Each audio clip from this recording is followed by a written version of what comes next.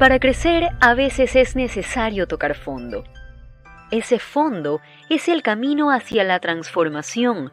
Ustedes y yo iniciaremos ese viaje para aprender del dolor, la tristeza y la inseguridad hasta poder alcanzar esa plenitud que tanto anhelamos en la vida. Soy Denise Gonzaga Landín y sé que el regalarnos estos minutos nos ayudará a reconectarnos para dejar de vivir todo aquello que no queremos vivir. Bienvenidos.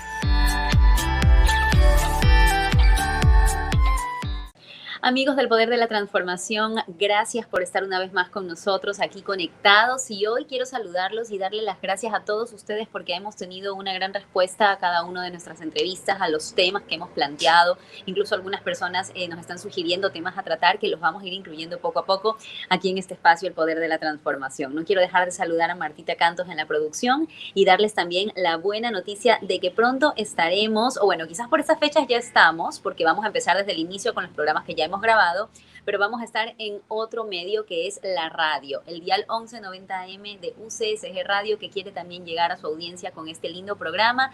Así que gracias también por ese gran apoyo y porque va creciendo este proyecto que nació como algo personal, va creciendo y va sumando cada vez más personas que realmente están interesadas en poder tener esa vida que todos en algún momento hemos anhelado vivir. Hoy quiero presentar a mi invitada y me place mucho conversar con ella. Tenemos a nuestra invitada el día de hoy desde Colombia. Nos acompaña la psicóloga Enid Franco. Está con nosotros y queremos darle la más cordial de las bienvenidas porque el tema que vamos a tratar es un tema muy bonito: el amor propio y la autoestima. Eso que a veces se nos olvida un poquito y que nos hace sentirnos que no somos capaces de alcanzar nuestros sueños. Enid, gracias por estar con nosotros. Bienvenida al Poder de la Transformación. Hola Denise, muchísimas gracias por invitarme. Qué espacio tan interesante el que has creado, me gusta muchísimo. Creo que me voy a volver tu seguidora de aquí en adelante.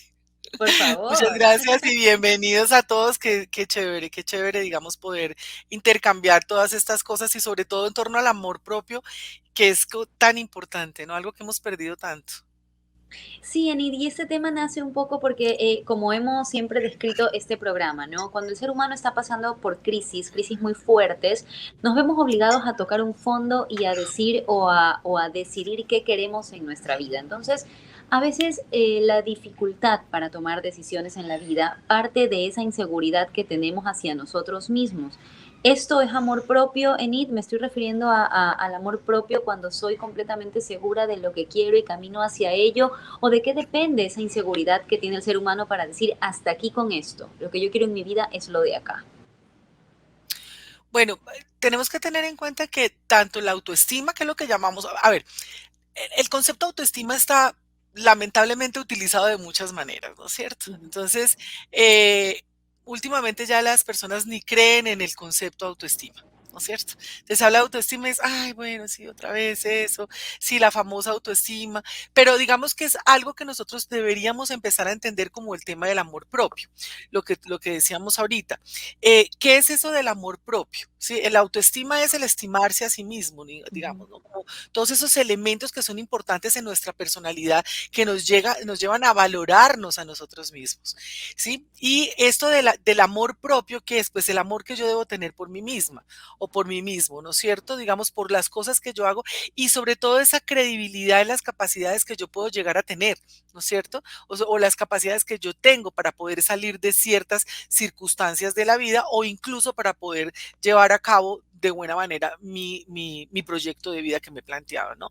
Entonces, hay algo que tenemos que entender y es que tanto la autoestima como el autoconcepto, o llamémosle perdón, el amor propio, o todos los autos, ¿no? Porque es que la autoestima tiene muchos autos, ¿no? Está todo lo que es la autoafirmación, el autorrefuerzo, ¿verdad? O sea, hay muchos autos que toca ir, digamos, fortaleciendo para poder hablar de una gran autoestima. Y Ujú. estos son estructuras que son importantes y que son bien, elementos especiales y fundamentales para poder tener, digamos, una buena personalidad, ¿no es cierto? Digamos, y poder tener una buena salud, sobre todo una salud mental. Entonces es algo que tenemos que tomar con seriedad, porque además nos estamos refiriendo a nosotros mismos, ¿no? O sea, es algo que es a nosotros mismos. Al ser más importante para nosotros, pues, ¿quién debe ser? Pues nosotros mismos, ¿no? Ahora, Enid, por ejemplo, me da la impresión, pero tú seguramente con tu experiencia nos puedes decir si es así, me da la impresión de que quienes más padecen de baja autoestima o de esta falta de amor propio tienden a ser las mujeres que los hombres. Las mujeres como que tenemos muchas inseguridades, desde la parte física, los patrones de belleza, los patrones de conducta, qué nos es permitido, qué no nos es permitido, y como que los hombres en ese sentido tienen más libertad. Es la impresión que a mí me da, pero no sé tú con tu experiencia en consulta qué nos puedes decir. Bueno, mi especialidad es las mujeres, ¿no? O sea, son las mujeres. Yo trabajo especialmente con mujeres, aunque bueno, también atiendo a algunos hombres, pero lo que tú estás diciendo es cierto. O sea, lamentablemente estamos en unas sociedades, ¿sí? Que lo que han hecho ha sido como marcar cuáles son los estándares que deben regir a la mujer en cuanto a lo que tú dices, en cuanto a la belleza, en cuanto al comportamiento, ¿verdad? En cuanto a lo que se debe lograr, a lo que debe hacer y lo que no debe hacer. Obviamente estamos en un gran cambio, estamos en un proceso de transformación impresionante en donde la mujer ya ha ido obviamente mostrando que no es ese famoso sexo débil que tanto nos han dicho que somos, ¿no es cierto? Sino que obviamente ha ido mostrando pues que estamos a la par, yo diría que incluso un poco mejor, que sí, no, eso, no, no, no, pero sí, digamos que estamos a la par, ¿no es cierto? Pero lamentablemente culturalmente nos han ido formando para eso, ¿no es cierto? Entonces es como, mira, estás muy gordo, estás muy gorda, estás muy flaca, o digamos marcando estos estándares de vida, ¿no es cierto? Como, ¿qué pasa? Que 30 años, 40 años o no sé cuántos años y te dejó el tren, no te has casado, pero ¿por qué no has tenido hijos? Pero digamos, o sea, como todas estas cosas entonces van llevando a que la mujer se sienta obviamente que no está cumpliendo con las expectativas que la sociedad puede llegar a tener de ella. Y obviamente, pues eso marca también la forma en la que se siente con ella misma y la manera en la que se va a entregar, digamos, a la sociedad. No es verdad, yo hablaba casualmente, ayer hablaba con dos adolescentes y en una conversación, digamos, de improviso y una de ellas le dice a la otra, ay, tú ahora vas a hacer así, ay, cuando escuches la canción. Entonces yo le dije, ¿por qué tienes que hablarle de esa manera? Sí, ¿por qué le tienes que decir, por qué te tienes que burlar? No, porque es que ella siempre hace caras y ella siempre no sé qué. Entonces es la manera, pero es un chiste. Entonces, muchas veces a manera de broma, ¿verdad? O a manera de chiste, estamos menospreciando las capacidades y las habilidades de la otra. A mí me parece que la otra persona, Correcto. haciendo así en la canción, es muy histriónica, ¿no es cierto? Pero, ¿qué hacemos? A manera de chiste y de broma, no, no, no, no, públicamente eso no se puede hacer y lo que estamos haciendo es diciéndole que sus habilidades no son. Y ese es un ejemplo muy suave, digamos, pero para más allá, digamos, en la cotidianidad, lo que nos aprendemos y lo que le enseñamos a nuestros hijos, ¿verdad? Es todo lo negativo, no le reforzamos lo positivo. Y ahí vamos creando unas autoestimas, obviamente, que no son y más que todo en las mujeres. Ahora, por ejemplo, Enid, el tema del amor propio y de la autoestima, con todas estas inseguridades que muchas veces tenemos porque justamente no lo hemos reforzado, no hemos reforzado ese amor propio hacia nosotros mismos, nos pueden hacer caer en ciertas situaciones, como por ejemplo, decir en un momento, no, a partir de hoy voy a poner límites, no voy a permitir esto, me voy a amar a mí misma, pero ¿qué sucede? O en qué momento aparece la línea del límite, porque también ahora hay un sinnúmero de literatura que nos invita a ver solo por nosotros lo que yo quiero, todo lo que yo puedo conseguir, mi conexión con quién podría a crear o a formarnos como personas egoístas, que dejemos de mirar al otro para mirar solo nuestro beneficio personal. ¿Cómo manejar esta situación? Yo siempre digo una cosa con relación a eso. Eh, Número uno, la autoestima, digamos, eh, si, si se resalta demasiado, digamos, mis capacidades, o si son personas que se creen autosuficientes, también tienen problemas de autoestima. Sí, y si no creo mucho en mis capacidades, también tengo problemas de autoestima. O sea, aquí en Colombia utilizamos, no sé si ustedes, pero utilizamos mucho que dice, ni tanto que queme al santo, ni tampoco que no lo alumbre. O sea, debemos tener un equilibrio, Correcto, hay que buscar un equilibrio. exacto, guardar un equilibrio, digamos, en torno a lo que yo pienso, siento y resalto de mí.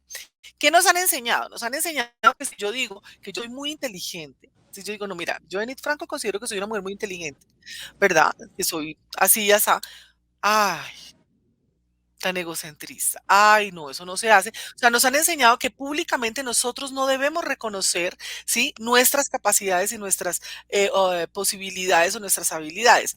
Ah, pero públicamente podemos decir que no soy capaz, que no pude, reconozco públicamente que yo soy una mala persona, sí, digamos, y eso es lo que nos han enseñado, ¿verdad? Y públicamente nos resaltan las cosas negativas y no las cosas positivas.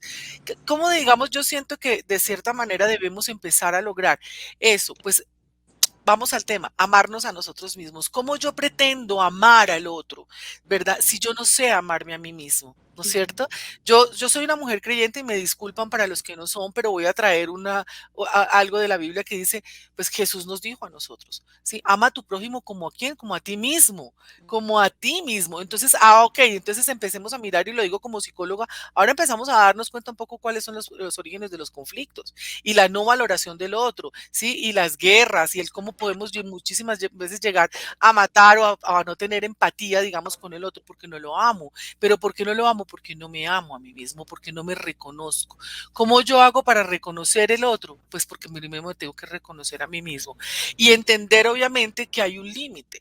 Y hay un límite. Yo siempre hablo del metro cuadrado, ¿no es cierto? O sea, es un metro cuadrado imaginario que tenemos alrededor de nosotros, ¿verdad? Que es el en el que yo estoy en mi mundo, ojo, no es una burbuja, sino que es en mi mundo, ¿verdad? En el que yo me puedo mover libremente y sobre el cual yo puedo tomar decisiones, ¿no es cierto? Digamos, decisiones que me van a mantener, digamos, bien física y mentalmente, ¿verdad? Ese es el límite, ese metro cuadrado es el que yo no debo permitir que pase el otro. Y ahí es cuando yo debo ponerle un límite. Y entonces la gente me dice, pero ¿cómo así? Pero cuando la gente me agrede, yo digo, bueno, cuando la gente te agrede, ¿realmente te está agrediendo a ti? ¿O realmente estás tú interpretando lo que la otra persona hace y lo interpretas desde el conocimiento que tienes de ti mismo, desde el Pongamos valor un que te ejemplo, por das? ejemplo, en este punto que tú estás mencionando del límite de nuestro metro cuadrado y justamente lo que tú dices, ¿no? Cómo interpretamos las acciones de los demás.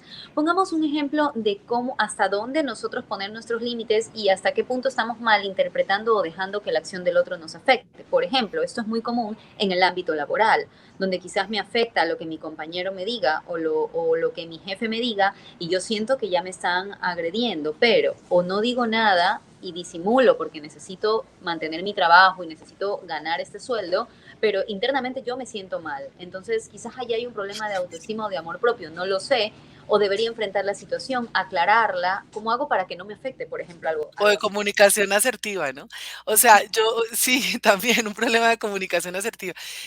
Yo digo que si yo soy consciente de cuáles son mis habilidades, por ejemplo, lo que tú dices en el trabajo, y hablaba con una consultante hace 8 días, si ella, pues obviamente se retira de su trabajo porque no sabía poner los límites, ¿verdad? Y por las cosas, digamos, que se le decían permanentemente. Y nosotros llegamos a la conclusión de que si ella no sabe cuáles son sus habilidades, si ella no sabe, digamos, lo que ella realmente ha puesto, ¿verdad? Digamos, para el buen desempeño de su trabajo, pues obviamente que cualquier comentario o cualquier trato que la otra persona le brinde, ella lo va a recibir como adverso para ella, ¿no es cierto? Como una confirmación de lo que yo no soy capaz de hacer. Pero si yo sé y yo soy consciente de que yo lo he dado todo, de que yo hago las cosas con calidad, de que yo soy una persona que trabajo bien, que estudio lo que voy a hacer en mi trabajo, pues cualquier comentario que se venga al otro a mí no me va a permear y voy a tener que tener la capacidad, digamos, de marcar el límite, ¿no es cierto? Y de, obviamente, mediante el tema de lo que yo decía, comunicación asertiva, poderle decir al otro, ¿no es cierto? Poderle decir al otro, yo creo que confío en mí, hice esto y esto, ¿verdad? Y no estoy de acuerdo con lo que usted está diciendo. Y por eso no voy a tener que perder mi trabajo, ¿sí? Digamos, porque el al otro que está viéndome de manera errónea, ¿verdad? Pero cuando yo me lastimo y cuando yo me duelo es porque en el fondo de mi corazón o muy por encima de mi corazón, ¿verdad? Yo sí estoy pensando que tal vez ese otro tiene la razón, entonces le estoy entregando el poder al otro. Le estoy entregando el poder de mi felicidad, le estoy entregando el poder de mi bienestar, digamos, a las palabras del otro, ¿verdad? Porque no confío en mí, porque no sé qué hacer conmigo mismo. Entonces tenemos que empezar a mirarnos a nosotros mismos, tenemos que empezar a evaluarnos a nosotros mismos. Dentro de psicoterapia hay unas herramientas muy lindas que nosotros utilizamos y entre ellas, pues bueno, no voy a decir los nombres porque las personas van y buscan y después las hacen sin terapia y eso es como tomarse un medicamento sin prescripción. Sin receta. Pero sí, exactamente, pero digamos que hay unos muy lindos que nos ayudan, por ejemplo, a mirar eso. Entonces, hay una actividad muy bonita que es como una especie de ventana y en la primera parte tú comienzas a preguntarle a la persona es, ¿qué cosas conoces de ti que sabes que los demás conocen de ti? O que sabes de ti que saben de ti. Entonces, saben que yo soy una buena trabajadora, saben, y empieza todo un proceso de autorreconocimiento, digamos, ¿verdad? De lo que yo sé, pero los otros también saben. Pero también vamos a lo negativo, ¿no es cierto? O sea, ¿qué cosas tienes ocultas de ti? De pronto que te da pena que los otros sepan, ¿no es cierto? Pero que los otros te los hacen evidente. Y comienzas en esa, digamos, en una dialéctica con el consultante, ¿verdad? Para hacer ver que realmente sí tiene muchas habilidades que en algún momento de la vida los ha ayudado a salir de otras situaciones, ¿verdad? Y que tal vez se le olvidó que tenía eso y que los puede traer, ¿verdad? Y sacarlos, digamos, para procesos como por ejemplo el que tú me hablas en la parte laboral, ¿no es cierto? De poder tener esa habilidad para reconocerse y para poder decirle al otro, yo soy así, ¿verdad? Y pues no me afecta, pero este es el límite, no, no es la manera de decírmelo. Ahí también entra a jugar mucho el tema de la comunicación asertiva, de verdad que yo soy muy insistente en eso porque es muy importante. Sí, y yo creo que la comunicación asertiva justamente nos ayuda a poner esos límites sin que también nuestras acciones se malinterpreten o uno quede como una persona conflictiva, o como una persona que todo el tiempo está viendo el pero, como dicen por ahí, la quinta pata al gato. Realmente hay que Exacto. trabajar en ese sentido. Pero ¿qué sucede, Enid, cuando, por ejemplo, empieza un poco a haber esa desconfianza o esa duda? Cuando la otra persona nos dice a nosotros algo, nosotros estamos conscientes de que hemos hecho bien nuestro trabajo, estamos conscientes de que nos hemos esforzado, sabemos cómo somos y qué hemos hecho en este proceso, pero la otra persona nos dice lo contrario, nos culpa por un error o nos dice algo que nos llega realmente a lastimar y nosotros empezamos a dudar y a preguntarnos, pero ¿será que yo hice bien? No, yo estoy consciente, yo hice esto, esto, el otro, pero a lo mejor sí. Y empezamos a dudar y nos quedamos un poco en esa situación. ¿Cómo salir de allí, por ejemplo? Hay una cosa que me recuerdas con eso que tú estás diciendo, que es un término que está muy de moda ahorita, que es el gaslighting, ¿no es cierto? No sé si lo has escuchado, digamos que es esto de hacerle ver y sentir a la otra persona que tiene la responsabilidad, que está mal, que ha hecho las cosas, digamos, de manera adversa y lo lleva a dudar de sí mismo, ¿no es cierto? Entonces, primero, yo lo que hago, digamos, en ese caso sería preguntarle a la otra persona, bueno, al consultante o sugerirle a cada uno de ustedes. Disculpen porque hablo desde la parte psicoterapéutica, perdón. Pero es como preguntar, llevarlos a cada uno de ustedes a reflexionar, ¿qué tanto yo realmente necesito la aprobación de los demás? Sí, digamos, en lo que yo hago. Si yo necesito todo el tiempo la aprobación para los demás, entonces tengo que empezar, perdón, de los demás, tengo que empezar a revisarme un poco a mí misma, ¿no es cierto? Desde el plano laboral, hablemoslo desde el plano laboral, Uh -huh. no desde el plano de la relación de pareja, ¿sí? Porque muchas veces necesitamos en relación de pareja quien medie con nosotros, obviamente, pero hablemoslo un poco desde el plano laboral. Y es, bueno, yo estoy dando todo, ok. ¿Por qué estoy dudando de esta capacidad? ¿Será que todavía me hace falta? Entonces yo me llevo a mí mismo a un proceso de autorreflexión y mirar si realmente necesito fortalecer ciertas áreas, digamos, de mi profesión o de mi labor, ¿sí? Pero no, no mirarlo desde el punto de vista, tengo que mejorar para que el otro no me critique, sino tengo que mejorar o tengo que fortalecerme para sentirme más seguro, ¿no es O cierto? O sea, sea, no para darle gusto al otro, es decir, no, tengo que mejorar para que mi jefe esté contento con mi trabajo, para que mi jefe me apruebe o mi compañero diga, ay, por fin se hizo las cosas de esta manera, sino para no. sentirnos nosotros mismos a gustos y A cómodos. gusto, claro. Es un tema, digamos, yo siempre le digo a mis estudiantes, yo le digo, de la mediocridad a la excelencia no es sino una decisión y es la nuestra, ¿no es cierto? Entonces, no es que nos creamos que somos siempre mediocres, sino que siempre podemos ir un paso más hacia la excelencia, ¿sí? Siempre podemos ir. Ah, entonces me hicieron estas observaciones, yo reviso, yo creo que yo tengo la razón, pero bueno, podría ser que pueda mejorar en este caso para yo sentirme sentirme seguro, ¿no es cierto? Para poder tener elementos, ¿verdad? Para poder pararme frente a mi compañero o a mi jefe y decir, tengo los elementos suficientes para decir que esto es así, pero no soy yo. ¿Verdad?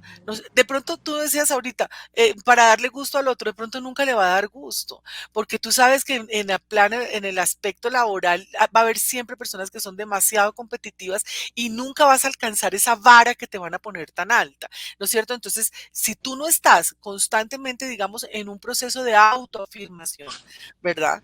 De autorrefuerzo, de autovaloración, pues obviamente que vas a sentir que esa vara está tan alta, pero es porque eres tú el que no tiene las capacidades para alcanzarla. Entonces, siempre tenemos que estar en ese proceso de reflexión constante. Ahora, Nid, siempre hay dos planos, ¿no? En una persona. Me refiero específicamente a actividades o a formas de vida que son casi que innegables. La parte laboral, la parte académica, la parte profesional, que nos lleva a veces incluso a hacer un poquito más fácil y más manejable la situación porque podríamos verlo un poco más objetivamente.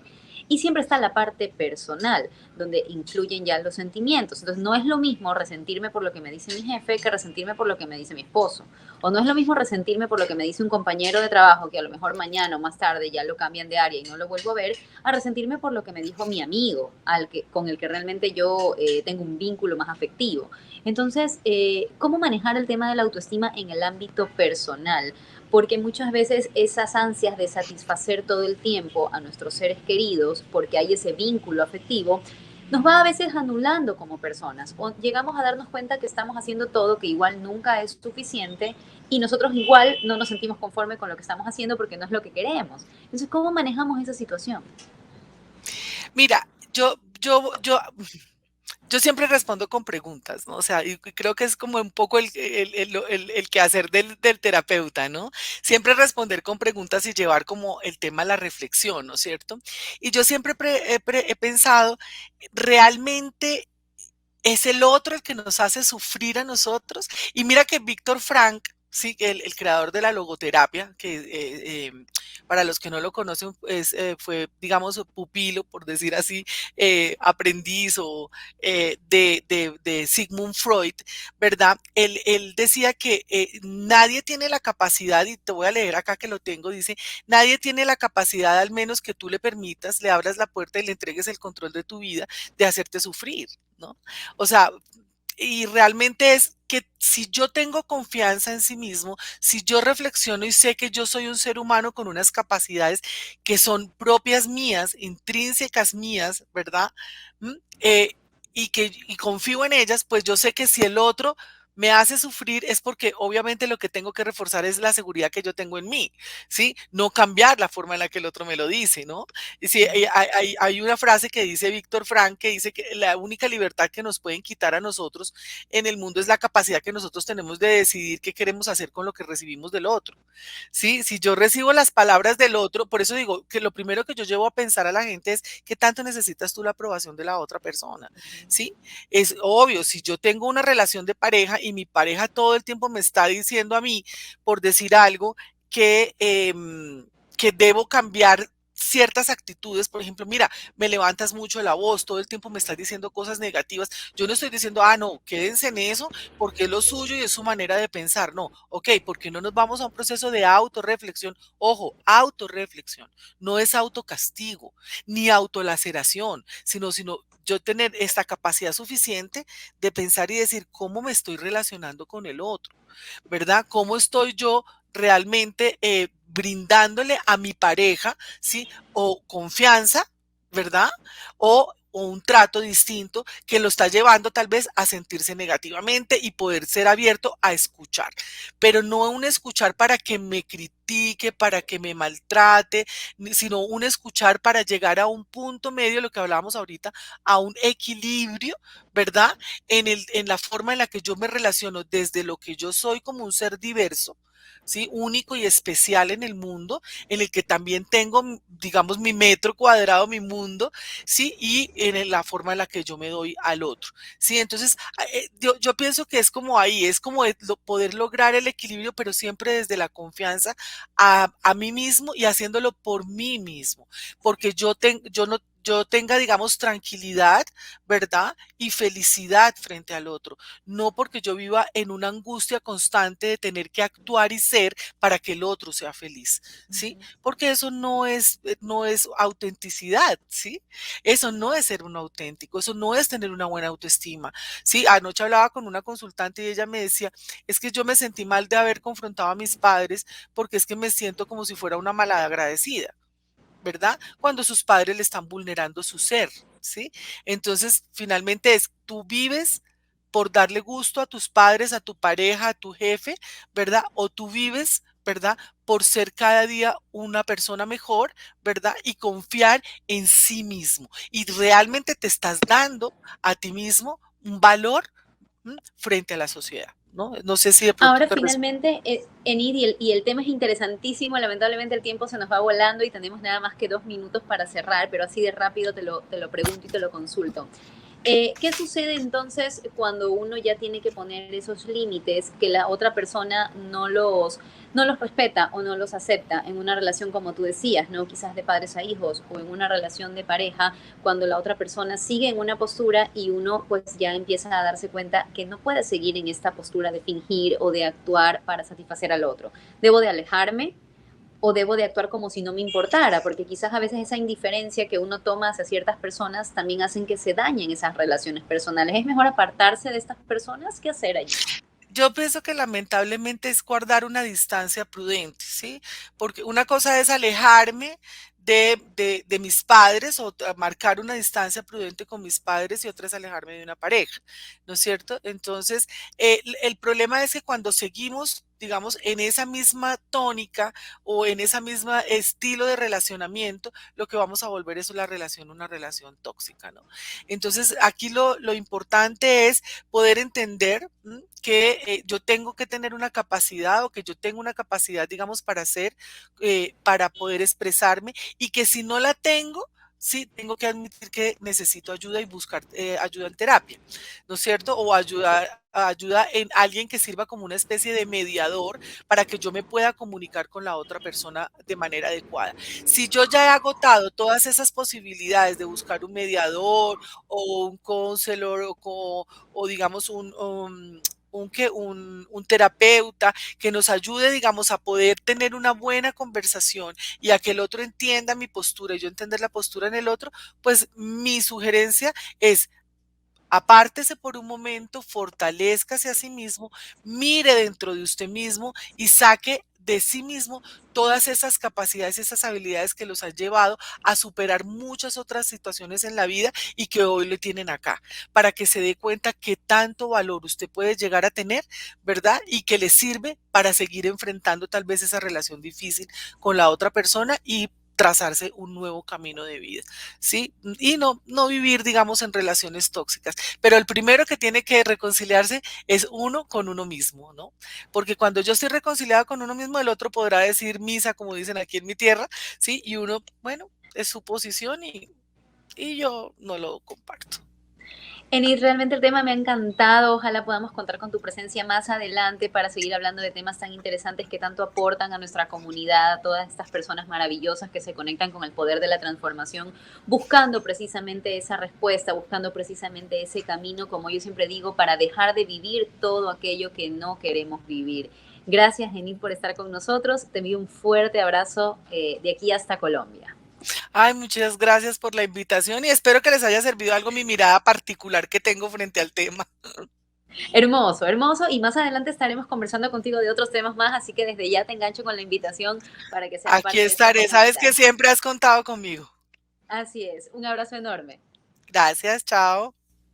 Y bueno, pues con esto nosotros nos despedimos aquí en El Poder de la Transformación. Como siempre, les recuerdo que aquí están mis redes sociales para que puedan seguirme. Ahí siempre subimos los avances, las promociones o en Facebook. También en YouTube, Denise Gonzaga Landín, para que puedan ver los programas, este programa y los programas anteriores. Conmigo será hasta la próxima. Chao, chao. Espero que hayan disfrutado al igual que yo de este programa. Los invito a suscribirse a mi canal de YouTube y a seguirme en mis redes sociales para que estén al tanto de todas las novedades sobre este espacio de reencuentro, el poder de la transformación. Hasta la próxima.